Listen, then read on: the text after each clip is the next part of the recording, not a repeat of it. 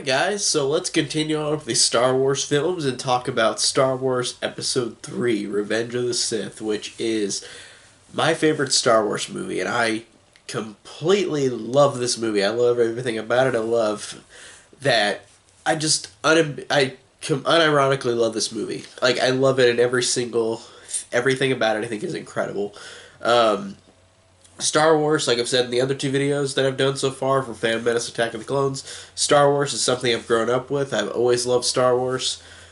Grew up with the prequel trilogy and the original trilogy, and I was perfect age whenever this movie and Phantom Menace and Attack of the Clones came out. But in this one in particular, watching this in the theater, this was one of the most epic movies I've ever seen in terms of like spectacle, in terms of the build up, in terms of making the saga complete, at least up to that point, where yeah, the original trilogy and then yeah, the prequel trilogy was delve into why Anakin becomes Darth Vader, and this is the movie to do so. And the way that they do this in this movie, I think, is truly incredible. Um, so, starting out, I really love the fact that this is my favorite Star Wars movie because it is, for me, the most emotional. Um, in this movie, I care the most for these characters in any film. The way that Anakin Skywalker in this movie changes is so fantastic. He starts out after Attack of the Clones, where he was kind of torn on the Jedi and torn on trying to fall in love with Padme as well at the same time. He was he is now in Episode 3 a fully devoted, almost fully trained Jedi, and he has grown since Attack of the Clones. It's been 3 years since Attack of the Clones in movie time, and he has grown. He has become a stronger character. He has become confident. He has become a full adult, and I love the fact that this is whenever Palpatine realizes that it's time. I'm gonna make him my servant, and the way they do this is incredible because Palpatine in this way completely makes Anakin become excluded from the Jedi in a way where it felt very well done. Where like Palpatine can't be trusted. Like the Jedi are starting to realize this. There's something up with him, and while this is happening, it completely starts to where Anakin doesn't realize that Palpatine's doing this to him as well. Where the Jedi are kind of pushing him to the side, but that's because of Palpatine. And I really, really love what they're doing in the movie. And that scene where they're at the kind of opera where Anakin and Palpatine are talking, and Palpatine has this moment where he says that, where Anakin says that the Jedi are selfless, like they do for good, and how Palpatine portrays the Sith in which that they are not in much different. Like he also points out that the Jedi can be selfish too, and like I really love that he gives Anakin a point of view where even though you don't want him to go to the dark side, you look at it like from his point of view, like the way that Palpatine is telling him these things, it sounds legit. Like since he's such a great smooth talker, Palpatine, it really works in how he pulls Anakin in this way where Anakin falls for it too, because Palpatine is just such a cunning, smooth talker to everybody. He can completely manipulate everybody in a way where it works so naturally to me. And again, that scene where he's talking to him in the opera about learning this power, like you should learn every aspect of the Jedi and the Sith if you want to be a great Jedi. And it works so well in that fact of just building on Palpatine, easing everybody into the situation. And again, Palpatine's just such a smart manipulator, and it's so well done. And I love too that I don't know if this is Palpatine completely doing this, or like I feel like he has to be doing this because Anakin was born from a virginal birth where like the mother didn't go with a man and have Anakin. Like she just had Anakin. She didn't have a guy that she procreated with. So it's very interesting that Palpatine probably did literally create Anakin out of nothing. And he's kind of like a father figure to him after the mother is killed. And also, it shows so fantastically well in the opening scene where Count Dooku is back again, which is awesome. And he and Obi-Wan and Anakin fight again, and Anakin debates on cutting off Palpatine's head, or I mean, cutting off Dooku's head. And Palpatine says, "Do it. He's too dangerous to be kept alive." And then Anakin's like, I shouldn't. And then Palpatine just says, do it. And he says it in the voice, like the Emperor voice. And Anakin cuts his head off. And it's just the way Palpatine just pushes Anakin in this smooth path is so well done. I really, really love that. I love the fact that they work him in that way. And I really love that, as I was saying, with Anakin becoming kind of created out of nothing, in this one, Anakin starts having nightmares of Padme dying in childbirth. And that in its own right is just so really in the way, whenever you see this for the first time, of course, Padme is not in the original trilogy. Nobody is except for like 3 characters that were in the original trilogy, or that were in the prequel trilogy or the original trilogy. But the way they show that, it's like, is she gonna die in childbirth? And of course she does, but the first time you watch it, I like that you look at it from a point of view of Padme may die, but then she does die at the end from childbirth because of everything everything Palpatine did. He forced this on Anakin, this nightmare that actually did happen, and it really is so well done. And I really, really love the moments between Anakin and Padme in this movie, just like I did in the last one, where Anakin is really, like, there's moments where, since the Jedi are pushing him to the side, Anakin has moments with Padme where he says, like, I feel lost. And she says, lost? What do you mean lost? Like, and he says that, like, the Jedi don't trust me anymore. And, like, the way that she eases him in, like they'll see better one day. Like, it really works well. And I really like how just they seem like they're so connected in a way, because of course they're romantically connected, but in a way where she's telling him like it is, in a nice way. Like, whenever they're talking again later, she says to him, have you ever thought that we're on the wrong side? Because Padme as well is noticing that something is up with the Republic, something is going on with Palpatine, and Palpatine is doing something to everybody. And I like that she notices that as well. And I think that it plays so well into that Palpatine is so cunning, but people are starting to catch on what he's doing. And I just love that moment between them, and how Anakin says to her, like, I think you're talking like a separatist. And Padme just says that, like, what if we're on the wrong side, fighting for this war that shouldn't have happened? Like, I think that those scenes with them just shows that they're both at moments of being pushed in different directions. And again, in different directions that will destroy Padme and Anakin, where Padme will die and Anakin will become Darth Vader. And it just works so well.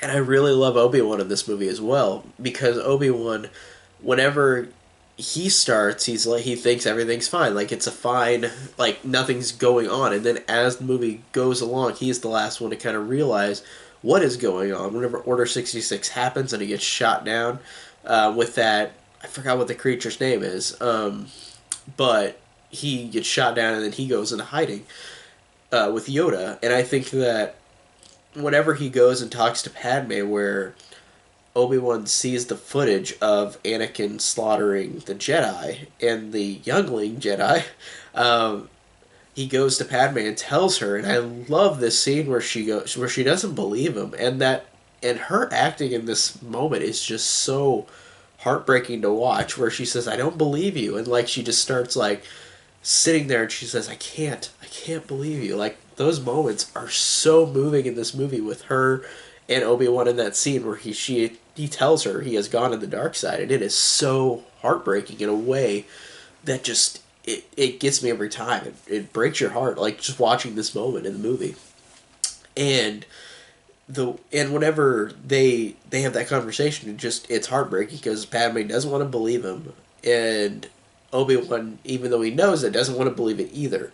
And it's so great. And I love the moment where Palpatine does turn Anakin to Darth Vader, not with the suit, but whenever he kills whenever they both kill Mace Windu together, and Anakin becomes Darth Vader and swears his oath to Palpatine because Palpatine has got him in such a grip where Padme is gonna die, and he's gotta have he Palpatine tells him that he can give him something to have her live. Like she can live if like he turns to this dark side and finds these abilities. He can do this. He can save people from dying, which again calls back to the scene at the opera. Really, really fantastic moment of him turning. And it is so hard to watch whenever Anakin goes out and slaughters like all these Jedi's while Order 66 happens and all these Jedi are getting killed by the clone troopers. And that moment, it's just no dialogue. It's one of the most heartbreaking moments in the movie where everybody's getting killed and it's showing scenes of different planets with clone troopers killing all these Jedi. And then that moment where Yoda's cane falls and he just holds his heart and just sits there, like that moment is just so heartbreaking in the movie. And again with the score too, with John Williams' score, it's incredible. It blows me away with John Williams. Just in every score of the Star Wars movie are fantastic, but John Williams' score in this movie is heartbreaking. It's so incredible. It's so epic. It's one of the best scores I've ever heard in a movie ever. It gives me absolute chills every single time. And I love the score to this movie. And again, like moments like Yoda breaking down, holding his heart, because he knows all the Jedi, he can feel it. He can feel it going down. And they do that in A New Hope with Obi-Wan, but it's only for like a second where like he just kind of goes, and then like he's done. But in this one, you can just tell with the emotion on Yoda's face, like it is so hard to watch. And that's coming from a character that is fully CGI in this movie. It's so hard to watch. So I love that. I love the first 2/3 of the movie, and the third act is just one of my favorite third acts in any movie ever, and it's my favorite third act in any Star Wars movie. So Padme knows that Anakin has turned. She knows now, and she goes to Mustafar, where Anakin is, and Obi-Wan's of course stowed away with her, and there's that moment where she lands there. Anakin sees her, so he starts running to her ship. And there's a moment where she's just sitting there, putting her hand on her head like this, and just like no dialogue, just sitting here breathing like with the saddest expression. Like it shows how fantastic of an actress Natalie Portman is, but her just sitting there with her hand on her head, just like she knows like he's too far gone. She can't do anything. And I love that moment where she goes out and talks to him. And she says that Obi-Wan said terrible things, like you've gone to the dark side, and Anakin says like you shouldn't trust Obi-Wan. He betrayed us. The Jedi betrayed us. And I love the fact that Anakin does straight out say like that he's using this power to take over. He can even take over Palpatine. And I love that moment where Padme just backs up, starts shaking her head, and says, "I don't know who you are. You've changed." And then he just says that, like, he looks at her like saying that Obi-Wan left me. You do not leave me. You're not going to leave me. And then she just starts crying and says that you're breaking my heart, or you're taking me down a path I can't follow. And Anakin, so far off, just says because of Obi-Wan, and she says because of what you've done and what you plan to do. And then, of course, that's a bad moment when Obi-Wan comes out of the ship and Anakin force chokes Padme because he thought that she is like part of the Jedi. She is not trusting Anakin anymore. She's trusting the Jedi because Obi-Wan came out, so he just believed that. And he thinks that Padme sent Obi-Wan here to kill Anakin. So him choking her out is so hard to watch because it is just from their their romance, and for that moment where he breaks and just her struggling is so hard to watch. And whenever Obi-Wan and Anakin have the final fight, It is one of the most epic fights in any movie I've ever seen. The most epic lightsaber battle, I think, in all the movies, because of the buildup of the characters. Like, you look at this, the character moments in this movie are truly incredible. Like, for me, none of these movies, even though I love all the Star Wars movies, none of these movies are gonna top that moment. That moment of like, sorry, I'm a little sick, but that moment of them fighting because of the emotional buildup of them both, because of Obi-Wan being so hurt that Anakin's gone, and then Anakin so hurt because he thinks that Obi-Wan betrayed him. It's just truly incredible. But while this happens, we get a fight that I didn't expect that would happen in this movie. And whenever I watched this as a kid, it blew my mind, because you have Anakin and Obi-Wan fighting, but whenever you have them fighting, Yoda fights Palpatine. And he fails, but they fight at the same time. And it is truly one of the most epic things in any Star Wars movie. Just it, again, because of the character buildup, it's so heartbreaking, it's so horrible, that fight feels so legit, and so, in a way where you really look at it from an emotional standpoint, that you care so much about these characters, that seeing them duke it out and fight like with all they can to see who's gonna live is just so hard to watch, but incredible. It's one of my favorite things ever. Like, just love the final act of this movie. And I love how long the fight is between Anakin and Obi-Wan. They fight everywhere in this Mustafar lava-infested area. And while Yoda and Palpatine fight in the big room with all this spinning like areas for people from different galaxies to sit in, like, while Palpatine's like throwing them at Yoda, and Yoda's like failing at this fight. And all these moments at the same time are incredible. And I love moments of like Anakin and Obi-Wan fighting where like they both hold their hands out to try to fold, like one hand, where like they're using the Force to try to push each other away, and then they both fly back, and then they both fly out and are on top of a big like pillar thing that's going down into the lava. Like, it's just incredibly beautiful and incredibly memorable. And I just love everything about this final act, and I love how the fight ends at a standstill where Obi-Wan gets the high ground, which is awesome. I love how that's a thing now. That's a meme about the high ground. But Obi-Wan gets the high ground, and of course Anakin, becoming arrogant now completely, tries to jump, gets his legs cut off, slides down into like the bay of the lava that's really close to.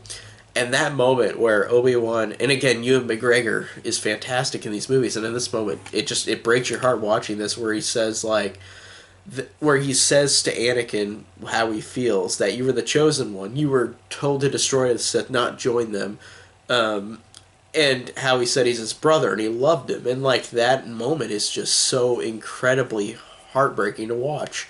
And then at that moment too, where the movie gains its PG-13 rating, because this was the first PG-13 Star Wars movie before all the new ones, but it gains that rating where Anakin gets lit on fire, like he burns, you see close-up of his face, burning, skin burning off, and it is just, again, it is horrifying, but it is heartbreaking at the same time, and just having Obi-Wan walk away, just walk away, watch Anakin burn. He doesn't want to do anything else to him. He wants to just leave and go into hiding.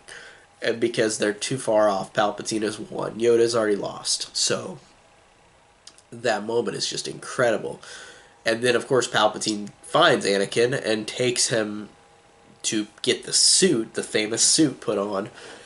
But I love the fact that this, again, just George Lucas is such a smart person with how he shot this, where, like, you've got Anakin being rebuilt, and you've got Padme having the babies at the same time, in pain. And you watch, and it's weird because whenever Padme dies, it's strange, because right whenever Anakin puts on his helmet, it's like she loses her life, like in that moment where he becomes alive again fully. Like he never died, he was burnt, but like he gains his life again whenever he puts the mask on, and she just dies in that moment. It's kind of like there's a theory that like Palpatine like took the rest of her life force to have Anakin live, and I kind of see that with how George Lucas edited the movie, and it is so incredible with the moment of Padme after she has the babies, of course Luke and Leia, and I love that she says to Obi-Wan, which harkens to Obi-Wan later in the original trilogy, where she says to Obi-Wan that there's good in him. I know there's still, and then she just dies before she even finishes the sentence, and it's so incredibly sad. And then, of course, Anakin is Darth Vader, and he rises up in the suit. And that moment where he says, this is one of the most heartbreaking moments in the movie, but where he says to Palpatine, "Where is Padme? Is she safe?" And he says it in James Earl Jones' voice, and he just says, "Where's Padme? Is she all right?" And Palpatine just says, "I fear in your rage you killed her." And then that moment is just an incredibly acted moment where he just says, "What? I couldn't have.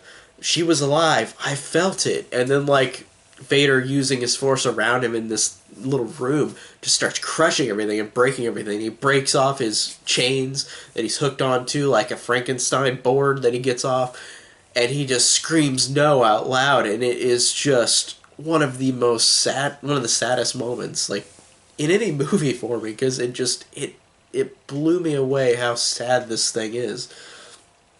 And of course you get to the end where the babies are taken like to their locations, like Leia to Alderaan and Luke to Tatooine. And of course I love that scene where Obi-Wan says that he'll watch over him, and how Leia will have a peaceful family, foster family in Alderaan. So I think that's really cool. And I just love the final moment of the movie where, because this isn't the end, of course, this is the start of the original trilogy, but that moment where you see Leia on Alderaan as a baby, and like they're just taking care of her, like it's just so sweet. And then you see Obi-Wan go to Tatooine, and he gives to Beru and Owen, he gives to them Luke, and they go and just stand out at the sunset and just watch the sunset holding the baby, which harkens back to the scene in A New Hope where Luke is standing out watching the sunset, and it's got the same score, but it's amplified, and it is just chilling, and just it blows me away in how everything in this movie just, to me, is truly one of my favorite movies ever. Like, I love Revenge of the Sith. It's one of my absolute favorites. It's my favorite Star Wars movie, and that's saying something because I love every one of them. But it's one of the most emotionally invested movies I've ever seen. It's one of the most epic and grandest movies I've ever seen. With everything that the movie does, I think is just incredible. I love everything about Revenge of the Sith. This is my favorite, like I just said. So, I love talking about this one. This one is incredible. So, we still got more Star Wars movies before Rise of Skywalker, but I'm so glad I finally got to talk about this one. Next week, it'll be A New Hope. So, that is my review on Star Wars Episode 3, Revenge of the Sith, and thank you guys so much for watching.